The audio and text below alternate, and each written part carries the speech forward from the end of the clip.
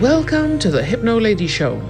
I'm Maureen Pisani, your host, and here we will discuss all sorts of topics regarding life, its problems, complementary modalities that help, and what to do to empower yourself on a daily basis. We will discuss all kinds of modalities and how and why they give you results and what you can do to have a better today every day. As we go through episode by episode, I will be discussing all kinds of topics, but remember, I will never highlight a problem without offering you a solution. So make sure you listen all the way. Fair? Ready? Good. Let's go. Welcome to the Hypnolady Show. I am Maureen Pisani, your host, and today we're going to talk about self-hypnosis. Yes, we're going to discuss it, we're going to walk through it, and we're going to talk about all the pros and cons that comes with everything, right? So, self-hypnosis. A lot of people heard it, a lot of people not quite sure. A lot of people know about hypnosis, but they don't know, can you really hypnotize yourself? How can you do this? Is it safe? Let me answer all those questions. The biggest thing we need to remember is hypnosis is being in an altered state. Self-hypnosis is when I hypnotize myself. But when I hypnotize somebody else, that's called heterohypnosis. The biggest way to make the distinction here is think of driving. If I'm the passenger and somebody else is driving, I can look around. I can look at the scenery. I can look at the cars. I can take a nap because she, the driver, is in charge. They're in the role of being in control. As a passenger, I can willy-nilly do whatever I want. So when I'm being hypnotized by somebody else, then I can relax and go along for the ride and go along for the experience without worrying about anything else. However, if I'm the driver, I need to pay attention to the signs and the speed limit and the traffic lights and the cars, right? And keep myself here focused.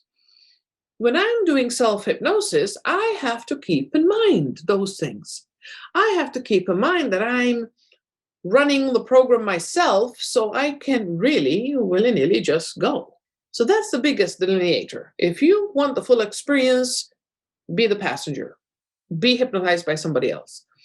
However, I totally understand that there are times, there are situations, there are scenarios where self-hypnosis will be beneficial. And yes, even myself as a hypnotherapist, I will use self-hypnosis in certain circumstances. You will hear people tell you, self-hypnosis cannot be used for certain things. Well, yes, because we have that little delineator called between being subjective and objective. If you're with your friends and you're having a problem and you're telling them, listen, guys, I just need some feedback. I don't know how to deal with this. This is really just messing with my head. And you share. And then one of them goes, oh, you just have to do this, this, and this. And voila, here's the result. Resolved, done, solved. And you're thinking, how did I then think of that? Why didn't I think of that? Well, because when it's us in our own situation, we're subjective. So we can't see the forest for the trees. They, because they're on the outside, they could see a different perspective completely and give me the solution in under 20 seconds. Same thing with hypnotherapy. If I'm doing self-hypnosis for an issue that I'm facing, but I'm in it, so I can only see my perspective, and my perspective might not give me the solution.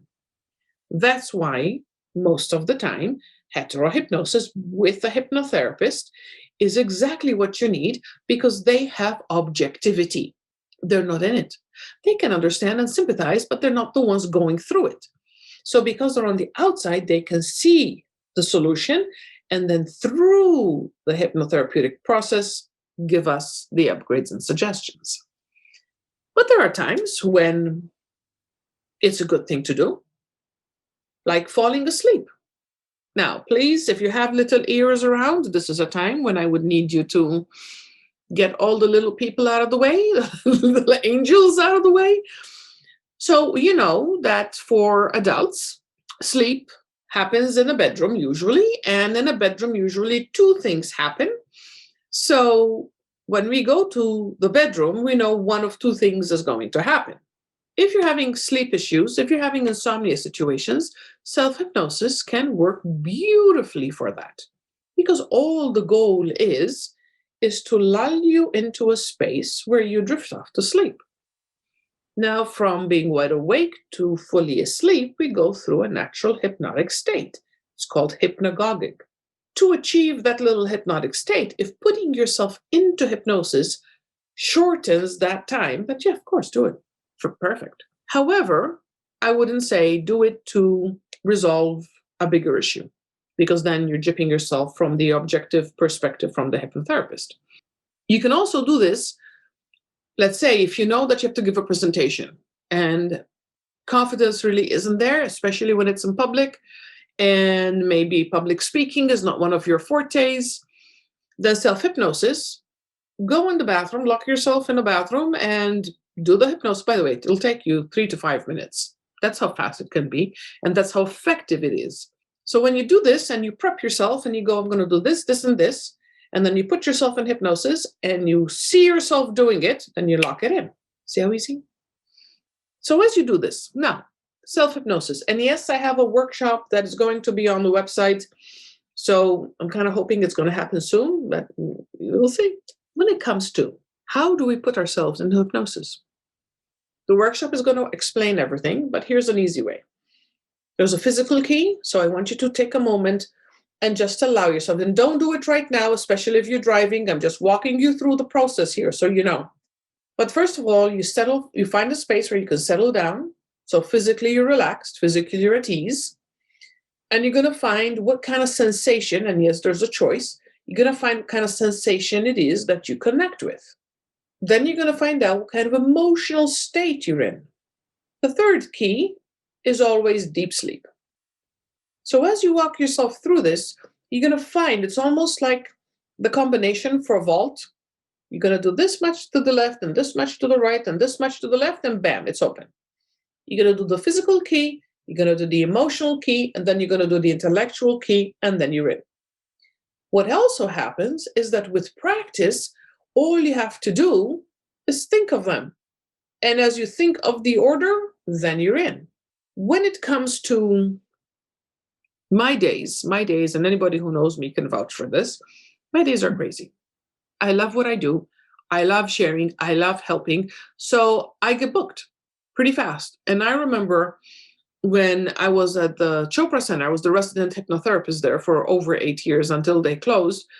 But every time I would have sold out days. So we're talking 10, 12 hours. And I have committed and I have pledged that every single day I will give my best to every single client. Well, if you have a 12-hour day, at some point, normal, regular humans will get tired. So for me to not get tired and honor my promise to each and every one of my clients, halfway through, I would take, technically everybody thought I was taking a 20-minute break, but in reality, what was happening was I would put myself into hypnosis. Now, the easiest way to get your unconscious mind to pay attention is to give it a weird number. So as I would be reclining in the chair, I would tell myself, I want to be in hypnosis for 17. And just to be sure that I wasn't late for my next appointment, I'd put a timer on. So I would do the process, and I would do the physical key, and then I would do the emotional key, and then I would do the intellectual key. And then I know I'm in hypnosis because guess what? I go where? I have no idea. But I always remember coming back.